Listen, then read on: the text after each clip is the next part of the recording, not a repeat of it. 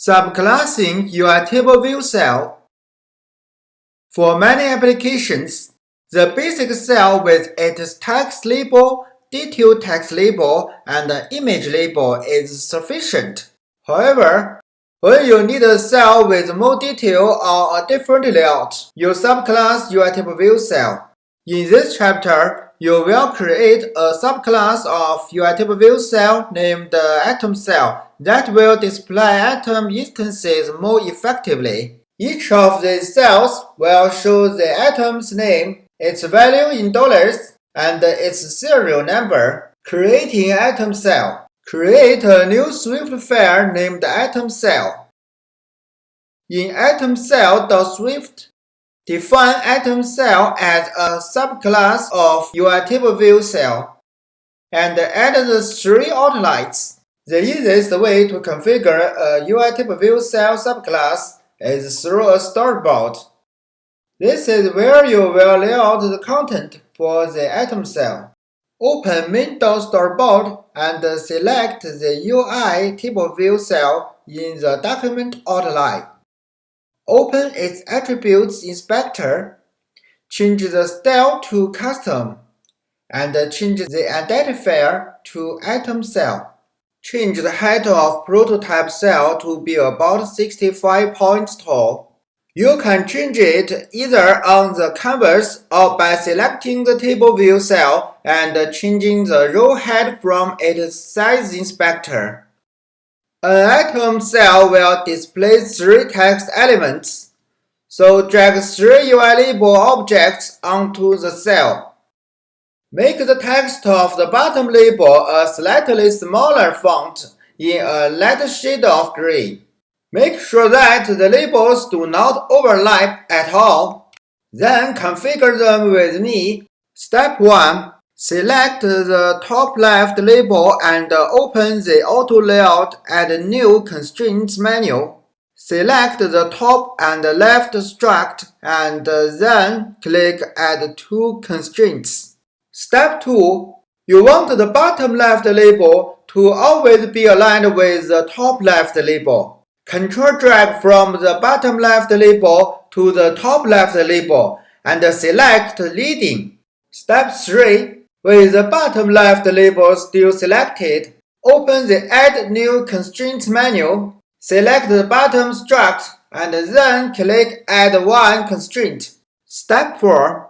Select the right label and control drag from this label to its super view on its right side. Select both trailing space to container and center vertically in container.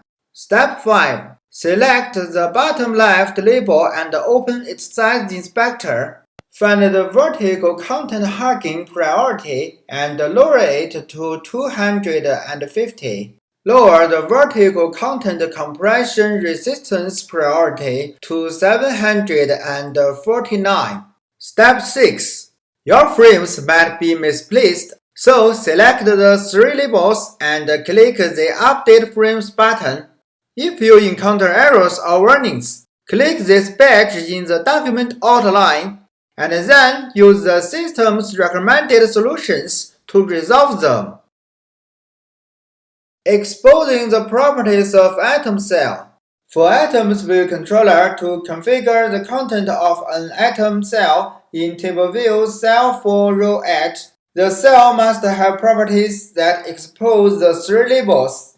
These properties will be set through outlined connections in main storyboard. The next step then is to create and connect outlines on item cell for each of its subviews. Open item cell.swift and add three properties for the outlines. You are going to connect the outlines for the three views to the item cell.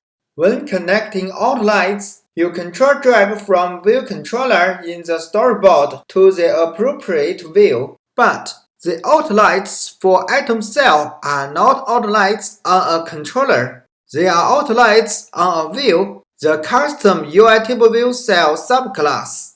Therefore, to connect the outlines for item cell, you will connect them to the item cell. In main.storyboard, Control-click on the item cell in the document outline and make the 3 outlined connections. Using item cell. Let's get your custom cells on screen. In Items View Controller's Table View Cell for Row at method, you will dequeue an instance of item cell for every row in the table. Now that you are using a custom UI Table View Cell subclass, the table view needs to know how tall each row is. There are a few ways to accomplish this, but the simplest way is to set the row head property of the table view to a constant value. You will see another way later in this chapter. Open Items View Controller.swift and update view.load to set the head of the table view cells. Now that you have registered the item cell with the table view, you can ask the table view to dequeue a cell with the identifier item cell. First, the reuse identifier is updated to reflect your new subclass. The code at the end of this method is fairly obvious. For each label on the cell, set its tags to some property from appropriate item. Build and run the application. The new cells now load with their labels populated with the values from each item. Dynamic cell heads. Currently, the cells have a fixed head of 65 points. It's much better to allow the content of the cell to drive its height. That way, if the content ever changes, the table view cell's head can be changed automatically. You can achieve this goal, as you have probably guessed, with auto layout. The UI table view needs to have vertical constraints that will exactly determine the head of the cell. Currently, item cell does not have sufficient constraints for this. You need to add a constraint between the two left labels that fixed the vertical spacing between them. Open main.storyboard, control drag from the name label to the serial number label, and select vertical spacing. Now, open Items View Controller.swift and update view.load to tell the table view that it should compute the cell heads based on the constraints. Build and run the application. The application will look the same as it did before. In the next section, you will learn about a technology called dynamic type that will take advantage of automatically resizing table view cells. Dynamic type. Creating an interface that appeals to everyone can be daunting. Some people prefer more compact interfaces so they can see more information at once. Others might want to be able to easily see information at a glance, or perhaps they have poor eyesight. In short, people have different needs. Good developers strive to make apps that meet those needs. Dynamic type is a technology that helps realize this goal by providing specifically designed text styles that are optimized for legibility. Users can select one of 7 preferred text sizes from within Apple's setting application, and apps that support dynamic type will have their fonts scaled appropriately. In this section, you will update item cell to support dynamic type. The dynamic type system is centered around the text styles. When a font is requested for a given text style, the system will consider the user's preferred text size in association with the text style to return an appropriately configured font. Open main.storyboard. Let's update the labels to use the text styles instead of fixed fonts. Select the name label and value label, and open the Attributes Inspector. Click on the text icon to the right of Font. For font, choose Text Styles Body.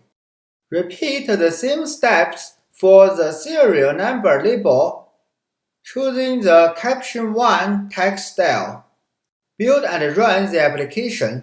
From the simulator's hardware menu, select Home. Next, on the simulator's home screen, open the Settings application. In the Settings application, choose Accessibility, Display and Text Size, and then Larger Text. Drag the slider all the way to the right to set the font size to the larger value. Back to your running application, you will see the changes. Apple allows users to turn off the large accessibility sizes feature. Let's have a try. Now the font for the application is restored to the default font. Challenge: Cell colors.